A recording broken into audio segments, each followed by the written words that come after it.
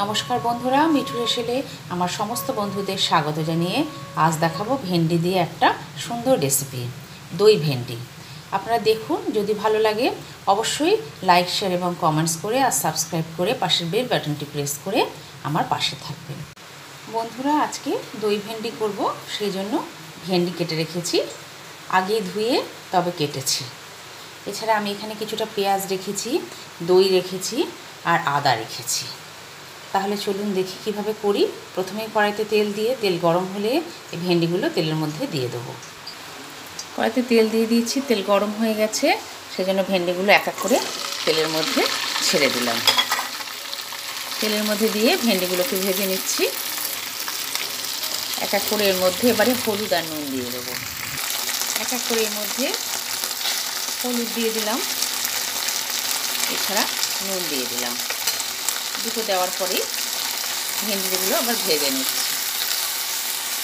ভেন্ডিগুলো একটু ভালোভাবে ভেজে নেব, ভেজে তুলে রেখে তারপরে এর মধ্যে পেঁয়াজ দিয়ে পেঁয়াজটা ভাজবো।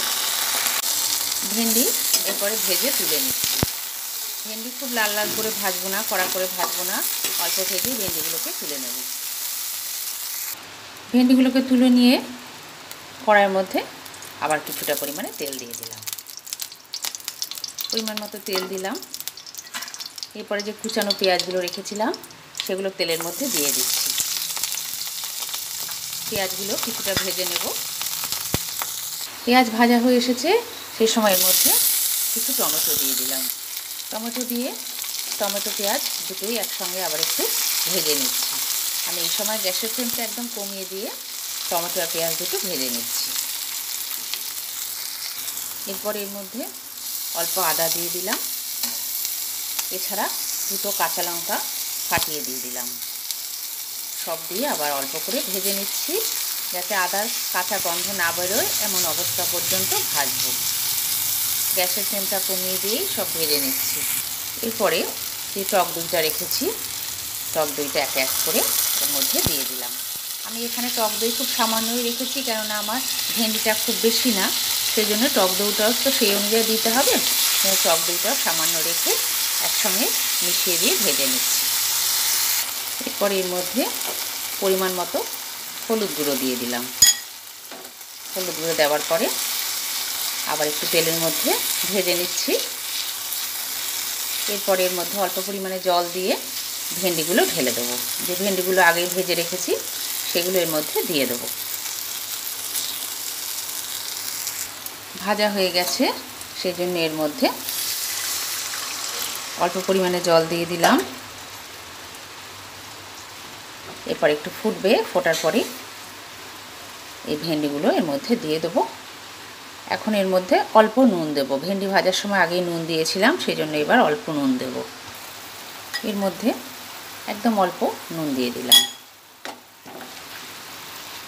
ভালোভাবে একটু মিশিয়ে দিচ্ছি। যেহেতু টক দই দিয়েছি, এর মধ্যে একদম অল্প পরিমাণে একটু চিনি দিয়ে দিলাম। স্বাদটা ব্যালেন্স হবে, নাহলে বেশি টক টক লাগবে খেতে, সেই জন্য অল্প একটু চিনি দিয়ে দিলাম।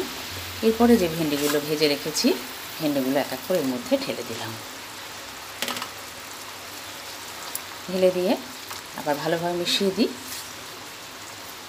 এইভাবে 2-3 মিনিট মতো হতে দেব, তারপরে এটা নামিয়ে ফেলব। 2 মিনিট মতো হতে দিলাম। ঢেঁড়স তো আগেই সেদ্ধ হওয়ার ছিল, সেই জন্য এবার একটু নাড়িয়ে ছাড়িয়ে মাখামাখা মতো হয়ে গেছে, সেই অবস্থায় আমি এটা নামিয়ে ফেলব। এরপরে একটা পাত্রে নামিয়ে ফেলছি। এই পাত্রে আমি এর আগে ভেন্ডিগুলো ভেজে রেখেছিলাম, তাই একই পাত্রের মধ্যে আমি এখানে নামিয়ে ফেললাম। আপনারা এইভাবে দই ভেন্ডি করে নেবেন। এটা নিরামিষভাবেও করা যায়, পেঁয়াজ ছাড়া। আমি এটা পেঁয়াজ দিয়েই করলাম। তাহলে দেখে নিন, আমার এই রান্নাটা যদি ভালো লাগে অবশ্যই আপনারা আমাকে জানাবেন।